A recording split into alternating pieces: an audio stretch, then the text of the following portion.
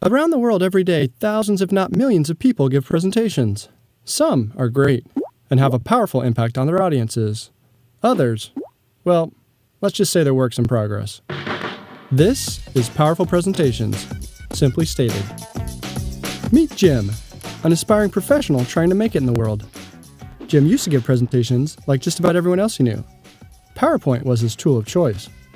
He'd use it like an outline, with a header followed by bullet after bullet, and sometimes even sub-bullets.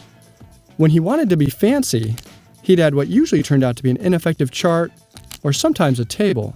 And when Jim wanted to really spice things up, he'd add, clip art. Unfortunately, Jim's approach would often confuse and bore people. This was a problem because he had important things to say, and because it was dimming his prospects for success. Fortunately, Jim learned a better way and didn't stay in the dark for long. Perhaps most importantly, he now focuses on the story he wants to tell.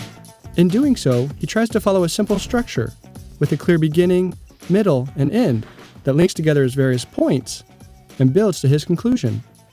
When formulating his story, Jim uses a simple pad of paper or sticky notes. Staying low-tech at this stage helps him think more creatively and stay outside the box. He then considers what will best help him tell his story. Jim sometimes opts to use a whiteboard, flip charts, handouts, or even no props at all. When it makes sense for him to use PowerPoint, he tries to remember the adage that sometimes less is more. He doesn't dumb down his presentations, but he does try to limit each slide to one key idea. Or, depending on the content, he sometimes builds an idea incrementally, so it's easy to follow. He always looks for visual ways to tell his story, with supporting images, minimal text, and clear charts and graphs. Sometimes he uses quotes, but he tries to remember that people can't read his slides and truly listen at the same time. Jim still uses plenty of text to help him remember what he wants to say, but he hides it in his notes that only he sees. Jim's new approach takes more time, energy, and rehearsal.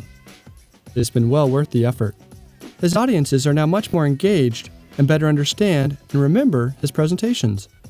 And, as if that weren't enough, his pocketbook doesn't mind either. This has been Powerful Presentations, simply stated.